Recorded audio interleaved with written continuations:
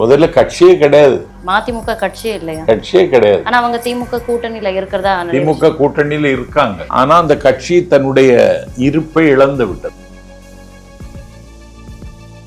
ஏதோ திமுக கூட்டணியில் இருக்கிறேன்னு சொல்லிட்டு வைகோ ஒரு நாடகம் போடுகிறார். ஆனால் அவருடைய மகன் பிஜேபி கட்சியோட உறவு வைத்துக் கொண்டு பிஜேபியோடு விலை பேசி மதிமுகவை விலை பேசி முடிச்சிட்டார். டெல்லிக்கு சென்று ஒவ்வொரு அமைச்சரையும் ஒவ்வொரு நாளும் சந்திப்பது, இது ஒரு வகையில பிச்சை கேட்கிற மாதிரி. தமிழ்நாட்டில் பிஜேபியோடு கூட்டணி வைத்துக் கொண்டு வர்ற தேர்தலை சந்திக்க வேண்டும் என்பது துரை வைகோ போட்டிருக்கிற திட்டம். ஆனால் இது வைகோவுக்கு தெரியவில்லை என்பதுதான் பரிதாபம். தமிழீழ கனவில் வென்றெடுப்பதற்காக சர்வபெரி தியாகம் செய்த பிரபாகரனுக்கு பக்கத்தில் இருந்த மாத்தையாவோடு அவரை சத்யாவை ஒப்பிட்டு மாத்தையா துரோகம் செய்தார், அது மாதிரி இவனும் துரோகம் செய்தான்னு சொல்லுவது, அப்ப நீ என்ன பிரபாகரனா? திமுகவுல வாரிசு அரசியல் இருக்கு அப்படின்ற ஒரு கண்டனத்தை முன்வைத்து அங்கிருந்து வெளியே வந்து மறுமலர்ச்சி திராவிட முன்னேற்ற கழகத்தை உருவாக்கியவர் தான் வைகோ. அவரும் வாரிசு அரசியல் செய்யக்கூடிய ஒரு நிலைக்கு தள்ளப்பட்டது எப்படி நினைக்கிறீங்க? ஸ்டாலினுக்காவது தகுதி இருந்தது. உன் மகனுக்கு என்ன தகுதி? உன் மகன் சிகரெட் வித்தான், போதைப் பொருள் வித்தான். உன்னுடைய மகன் கனடாவில் டொரண்டோவில் சொத்து வாங்கினான். அந்திமலையில ஒரு சிறப்பு கட்டுரையில காணாமல் போன கட்சிகளை பட்டியல் எடுக்கிற பொழுது கூட அதுல கூட மதிமுக இல்லைன்னா அப்ப இது கரைந்து விட்டது. காணாமல் போகல, கரைந்து விட்டது.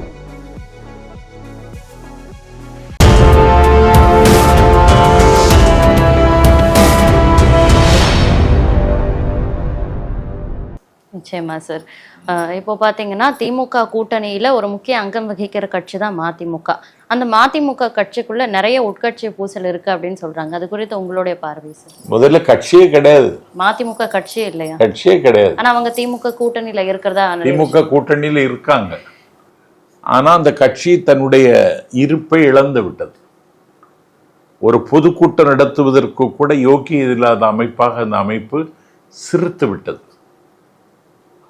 அந்த கட்சிக்கு உயிர் தந்தவர்கள், இரத்தம் தந்தவர்கள், அந்த கட்சிக்கு காணிக்கை தந்தவர்கள், அந்த கட்சியை களத்தில் நின்று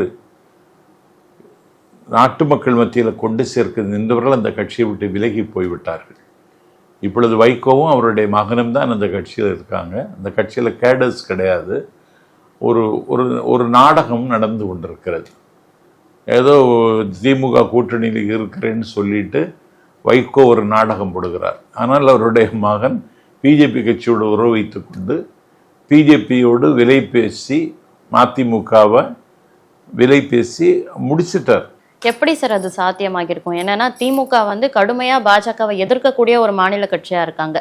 அவங்களோட கூட்டணியில இருந்துகிட்டு துரை வைகோ பாஜகவோட இவ்வளவு நெருக்கம் காட்டுறது எப்படி சாத்தியமாக இருக்கும் சார்?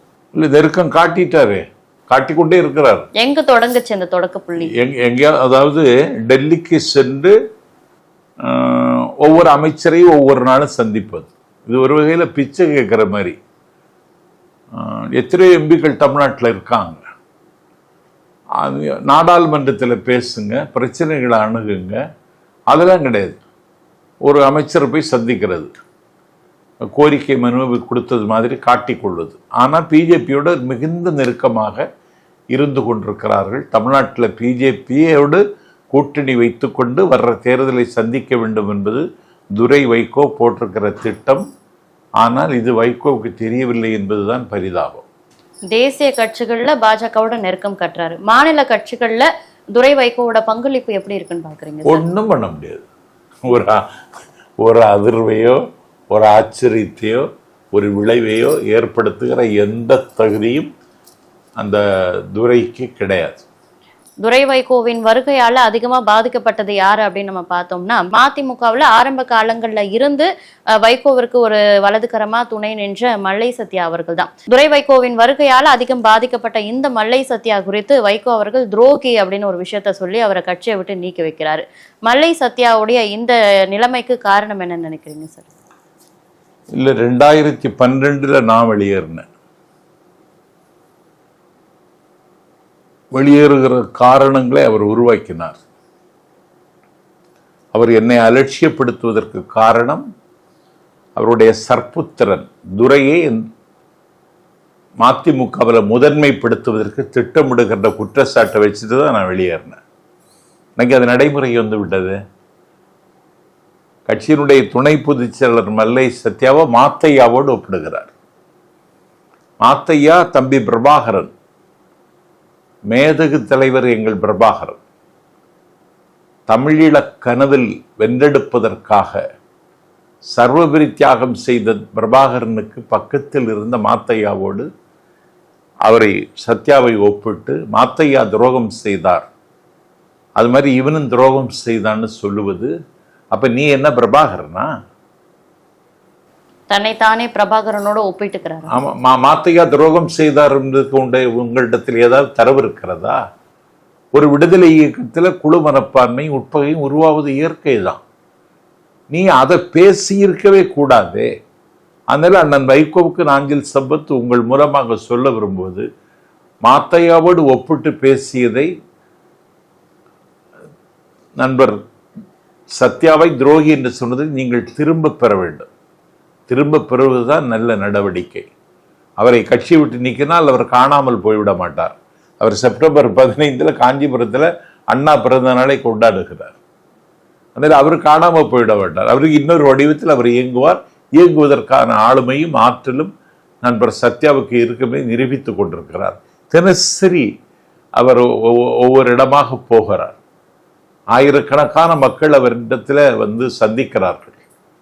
இன்னைக்கு தமிழ்நாட்டில் பேசப்படுகிற இடத்துல சத்யாவை கொண்டு வந்ததன் மூலம் வைகோ தலைவர் தான், தலைவர்களை உருவாக்குகிற தலைவர். அவ்வளவுதான். திமுகவில் வாரிசு அரசியல் இருக்கு அப்படின்ற ஒரு கண்டனத்தை முன்வைத்து அங்கிருந்து வெளியே வந்து மறுமலர்ச்சி திராவிட முன்னேற்ற கழகத்தை உருவாக்கியவர் தான் வைகோ. அவரும் வாரிசு அரசியல் செய்யக்கூடிய ஒரு நிலைக்கு தள்ளப்பட்டது எப்படின்னு நினைக்கிறீங்க சார்? இல்ல, திமுகவில் வாரிசு அரசியல் இருக்குன்னு சொல்லி வெளியே வந்தார். யார? ஸ்டாலின் அண்ணனை மையப்படுத்தி ஸ்டாலின் மீது கல்லறிந்தார். ஆனால் ஸ்டாலினுக்காவது ஒரு வரலாறு உண்டு. ஏன்னா தலைவர் கலைஞர் அவருடைய மகன் என்பதை தாண்டி 1975 எமர்ஜென்சி காலத்தில் கைது செய்யப்பட்டவர், மிஸ்ஸா என்கிற அக்கினி ஆற்றில் குளித்தவர், அவரை கொலை செய்வதற்கு சிறைச்சாலைக்குள்ளேயே திட்டமிட்ட காலகட்டத்தில் அவர் மீது விழுந்த அம்புகளை தன்மார்பில் வாங்கி மரித்து போனவன் அன்றைக்கு திமுகவின் பிரச்சார செயலாளர் சிங்கம் சிட்டிபாபு.